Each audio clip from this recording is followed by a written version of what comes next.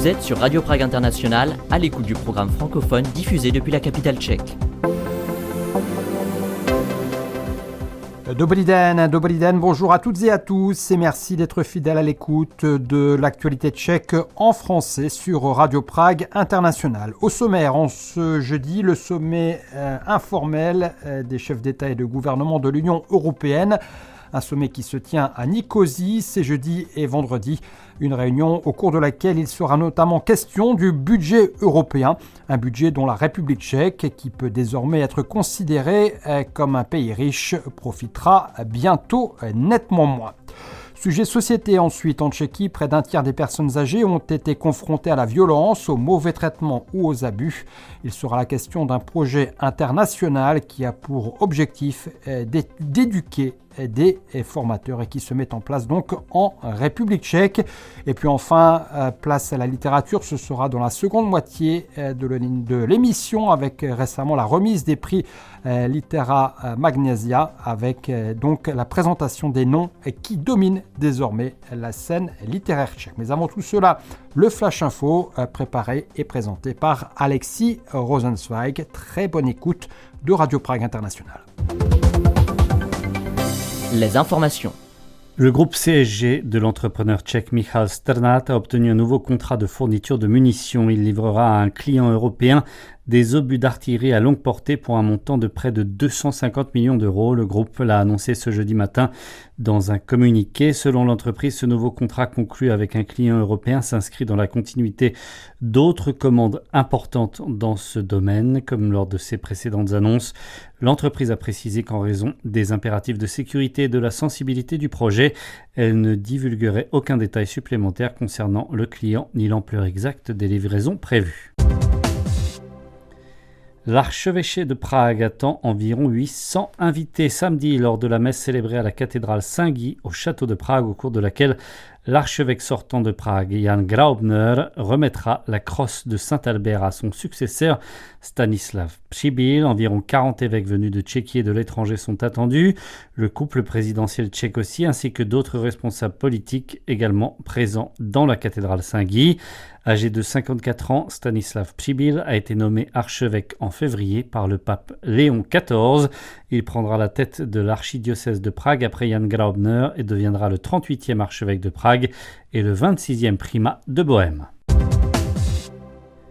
L'événement national, nous lisons Václav Havel, organisé ce jeudi à l'occasion de la Journée mondiale du livre, met à l'honneur l'héritage littéraire et civique de Václav Havel en cette année où il aurait fêté ses 90 ans.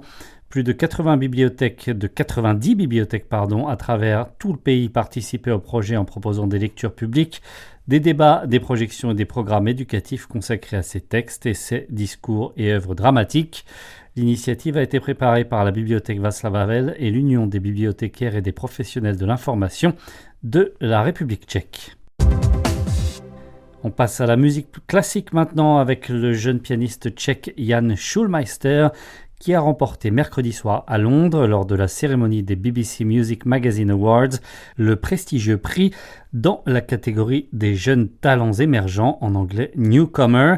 Il a été récompensé, Jan Schulmeister, pour son premier enregistrement dans lequel il interprète des œuvres des compositeurs russes Modeste Mussorgsky, Alexandre Scriabine et Sergei Rachmaninov. L'information avait été rapportée par le site Classical Music. Les BBC Music Magazine Awards distinguent les meilleurs enregistrements de musique classique publiés au cours de l'année écoulée.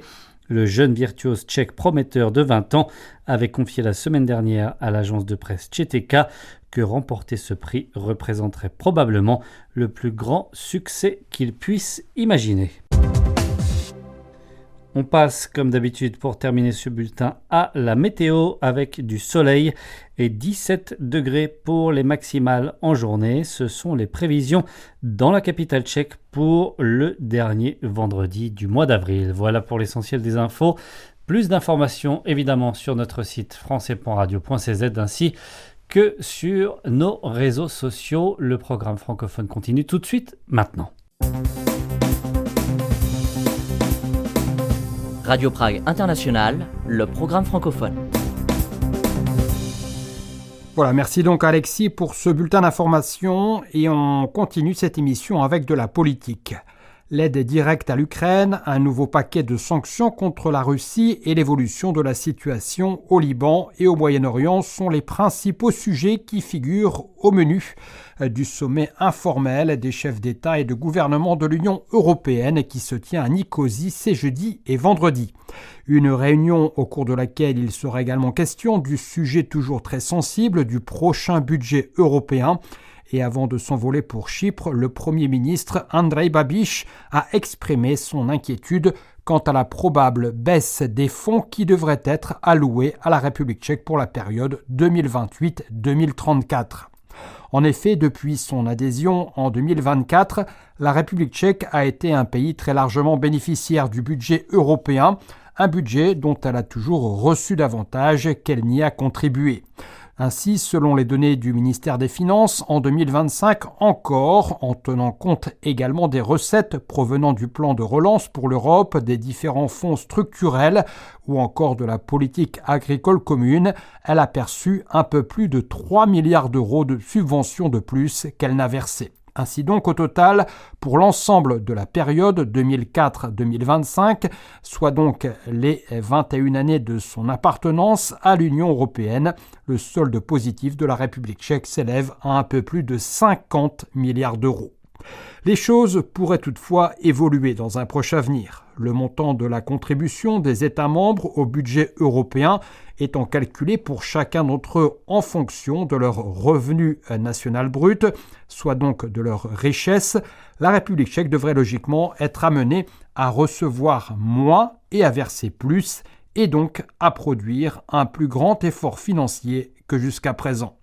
En effet, grâce à une croissance économique forte depuis son adhésion et alors que le niveau de vie de ses habitants se rapproche toujours un peu plus de la moyenne de l'Union européenne, la République tchèque peut désormais être rangée parmi les pays à haut revenu. Une évolution positive, a priori, sauf si l'on considère que l'Union européenne, comme beaucoup à Prague, est d'abord une vache à lait.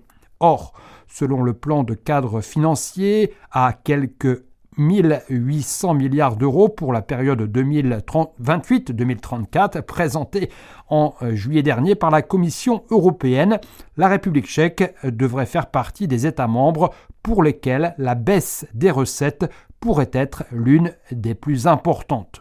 Une perspective qui n'enchante guère les dirigeants politiques tchèques, à commencer par celui qui représente le pays à Nicosie ces jeudi et vendredi, Andrej Babiš qui a exprimé son opposition à cette réduction des subventions devant les médias, c'était lundi dernier, à la sortie du Conseil des ministres. On écoute Andrej Babiš.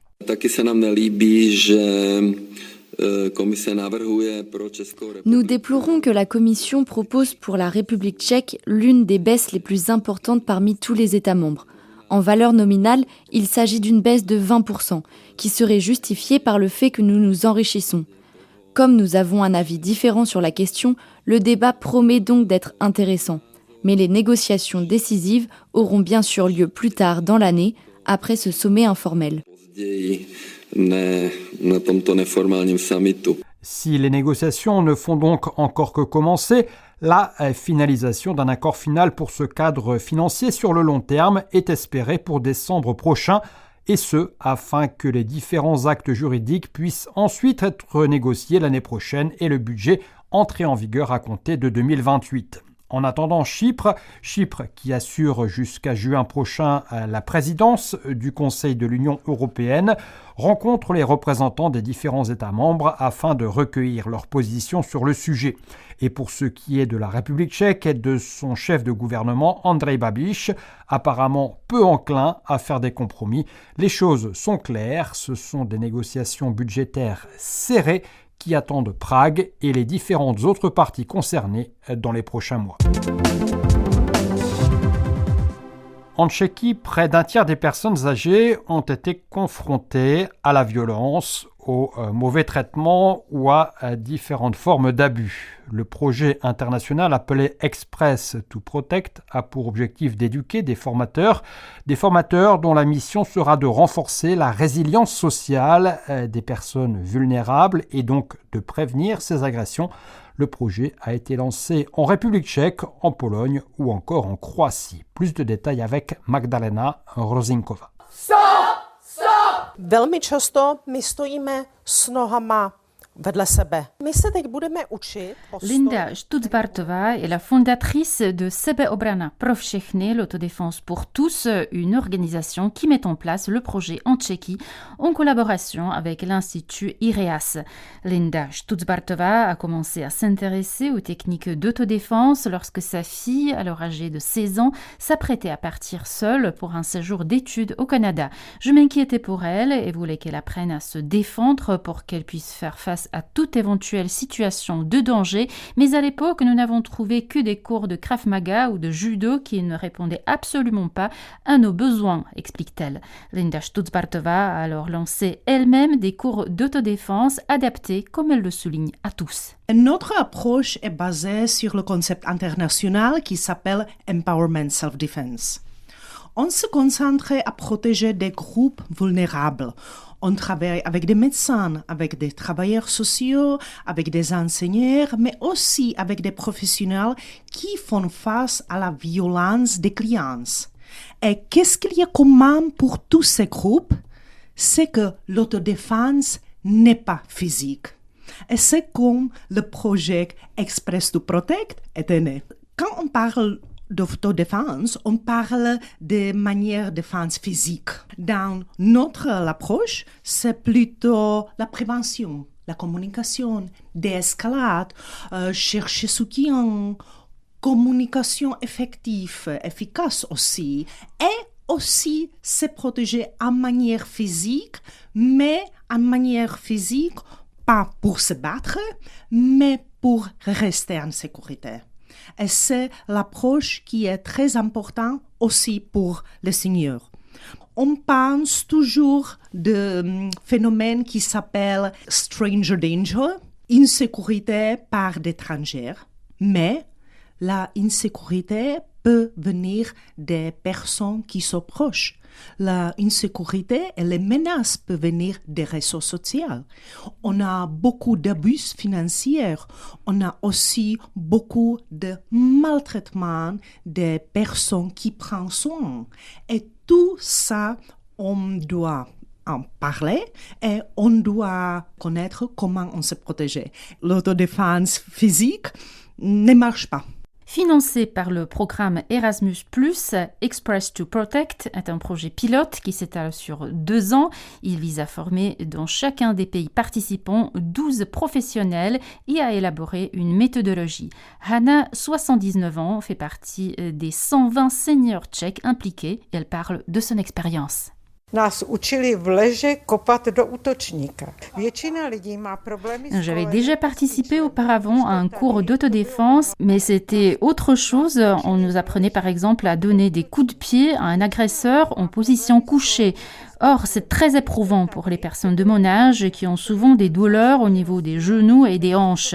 Cette formation est différente. On nous apprend surtout à être plus résilients mentalement, à avoir une bonne posture du corps, par exemple, lorsqu'on se tient debout, non pas avec les jambes parallèles, mais avec la jambe droite en arrière et la jambe gauche en avant, on devient beaucoup plus stable et sûr de soi-même. Et ça ne demande aucun effort. Think, yell, run, tell, fight. Réfléchir, crier, courir, raconter, se battre. Tels sont les 5 principes sur lesquels est basé le concept de l'autodéfense promu par Linda Stutzbartová. Elle souligne que la confiance en soi, qui se manifeste par le langage corporel, les gestes et le placement de la voix, est plus importante que la force physique. Le projet Express to Protect a également pour mission de lutter contre la victimisation secondaire des seniors confrontés à un comportement agressif. On écoute Linda Stutzbartová. Sur notre site, il peut chercher l'aide et il peut reconnaître qu'ils ne sont pas responsables. Parce que c'est très important qu'on toujours dit que l'agresseur est responsable pour la violence. Parce que beaucoup de fois, les victimes ont honte. Elles se sentent coupables parce que je pense je faisais quelque chose mal, je n'étais pas prudente, peut-être c'est ma faute. Et la victimisation secondaire est très, très forte dans Tchéquie, mais aussi en Pologne, en Croatie, et aussi, je peux dire, aussi en Ouest. Vous êtes toujours à l'écoute de Radio Prague International en français. Place maintenant à la littérature, une rubrique dans laquelle il sera question des lauréats du concours annuel Magnesia Litera. Une rubrique qui, comme chaque semaine, a été préparée et vous est présentée par Václav Richter.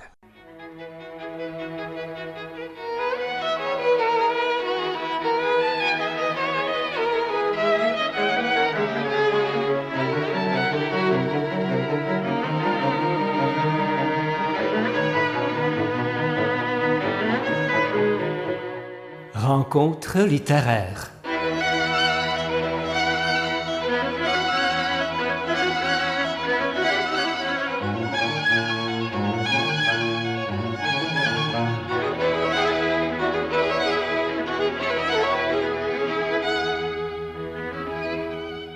Nous aimerions éveiller l'intérêt de ceux qui ne lisent pas de livres ou qui cessent de lire.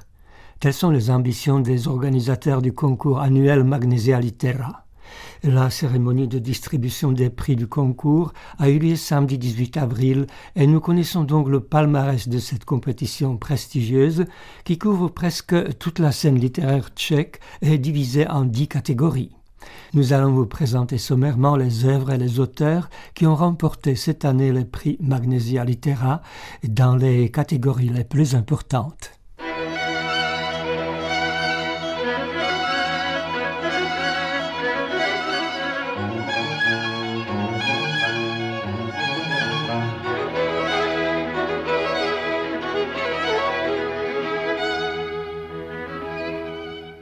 Dora Kaprálová n'est pas une débutante sur la scène littéraire. Cette écrivaine tchèque vit et travaille à Berlin, ce qui la rapproche de Jaroslav Rudiš, un autre écrivain tchèque établi dans la capitale allemande. Elle est l'auteur de toute une série de livres qui ont séduit le lecteur par leur originalité et lui ont valu déjà plusieurs prix littéraires. Son dernier livre démontre qu'elle ne perd pas son don de surprendre ses lecteurs par le choix de ses thèmes, par son regard étonnant et par son style. Il est difficile de définir le genre de ses livres. S'agit-il encore de romans ou d'un genre inédit dont elle seule détient le secret ? Son livre, qui a remporté non seulement le prix Magnesia Litera dans la catégorie prose, mais a été proclamé livre de l'année, toutes catégories confondues, est intitulé Mariborská hypnoza, l'hypnose de Maribor. Et l'auteur remarque que le projet initial d'écrire ce livre était bien différent du résultat final. Tou genezí byla nabídka Petra a Pavla. Au début de la genèse de ce livre, il y avait la proposition des éditeurs Petr Menařík et Pavel Řehořík de me rendre dans la ville de Maribor pour y écrire un Baedeker littéraire. Pour des raisons familiales, je ne pouvais pas y rester que 15 jours et je me suis rendu compte que je n'aurais pas assez de temps pour connaître mon sujet et que finalement, je n'avais pas envie d'écrire un Baedeker. J'ai donc cherché un moyen pour saisir mon sujet et aussi un animal qui ne vit que pendant une courte période pour voir mon sujet par le regard d'un être dont la vie de la naissance à la mort est limitée. Et cet animal est la mouche domestique. C'est donc en empruntant la perspective d'une mouche que Dora Kaprálová nous raconte sa vision d'une ville et du monde. Dans ce livre marqué par le réalisme magique, l'auteur confond la magie blanche et la magie noire, partage avec le lecteur ses réflexions sur le sens de la littérature, dénonce le parasitisme en ligne, brosse un portrait étonnant d'un hypnotiseur et raconte aussi une histoire d'amour assez particulière. L'amour, cette hypnose suprême, est donc un des grands thèmes de ce Baedeker qui n'en est pas un. Quand je suis arrivée à Maribor, j'ai trouvé dans les archives une mention marginale sur l'hypnotiseur Svengali qui a vécu dans cette ville. Tout cela s'est confondu et il en a résulté une espèce de love story parce que je voulais écrire depuis toujours une histoire d'amour. Tout compte fait, il est devenu évident que ce livre ne serait pas un Baedeker littéraire, mais plutôt une nouvelle. On pourrait dire que ce livre est le résultat d'une erreur, que c'est un sous-produit.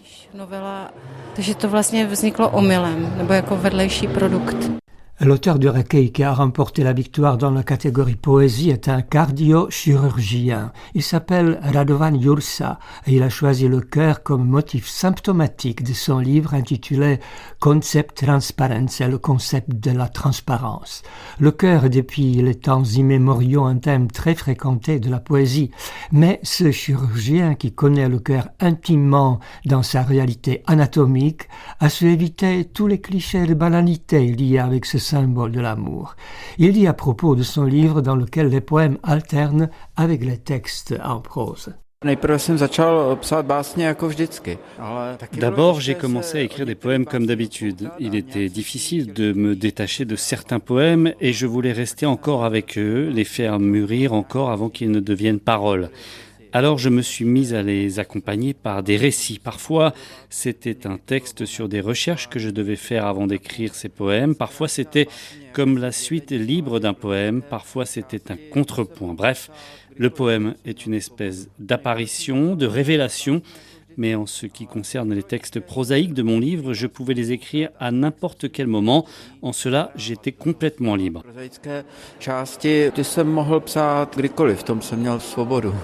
Jak dlouho se spí, když kvetou orchideje? Combien le temps dort-on lorsque les orchidées sont en fleurs? Tel est le titre d'un recueil de nouvelles qui a braqué l'attention de la critique sur Marie Škrlíková, une jeune femme qui a obtenu le prix Magnesia Litera dans la catégorie réservée aux auteurs publiant leur premier livre. Les protagonistes de ces contes sont des écolières récalcitrantes, des adolescentes qui se rebellent, de jeunes femmes qui ne se conforment pas aux idées reçues, des mères célibataires. L'auteur ne les juge pas, elle n'explique pas leur comportement, elle ne fait que les accompagner par son écriture et réussit pourtant à éveiller un intérêt et une empathie pour ces héroïnes dont la vie est risquée mais captivante. Sa méthode littéraire est simple et spontanée. Elle dit Au début de la majorité de ces contes, il y a une impression, un moment de mon propre vécu ou que j'ai observé quelque part, et à partir de cela s'est développé un récit plus substantiel. Je cherchais à découvrir ce que pourrait amener un personnage dans telle ou telle situation, ou ce qui pourrait arriver après tel moment crucial. J'avais l'impression de regarder un film, comme si je regardais une situation qu'il fallait retenir et fixer. Oui, c'est ainsi que ce livre a été créé. Une catégorie spéciale est réservée à ceux qui ont contribué d'une façon remarquable à la promotion du livre en République tchèque. Cette fois-ci, ce prix n'a pas été décerné à un individu, mais à une institution. Le jury a distingué Vltava, une des stations de la radio publique tchèque, pour apprécier les activités de cette chaîne de radio culturelle qui réserve une partie importante de ses émissions à la littérature et à la culture du livre en République tchèque. Cette distinction intervient au moment où la radio publique tchèque fait l'objet d'un débat houleux sur son financement qui risque de menacer son indépendance. Réagissant au verdict du jury de Magnesia Litera, la rédactrice en chef de la station Vltava, Jaroslava Haladová, n'a pas caché sa satisfaction et sa fierté et a expliqué pourquoi l'attribution du prix à la chaîne publique qu'elle dirige est tout à fait justifiée. Nous diffusons de nombreux livres sous forme audio, nous les lisons sous forme de feuilletons dans nos émissions. Si vous suivez la prose tchèque actuelle et si vous n'êtes pas un grand lecteur et vous préférez l'écoute, alors Vltava est votre station et diffuse pour vous. En même temps, nous diffusons aussi de nombreux programmes sur la littérature, nous présentons la scène littéraire et nous faisons découvrir à nos auditeurs de nouveaux auteurs. Je pense donc que le prix Magnesia Litera que nous avons obtenu est vraiment mérité parce que nous déployons beaucoup d'efforts pour promouvoir la littérature. Že ta cena v tomhle je opravdu zasloužená, protože toho pro literaturu děláme hodně.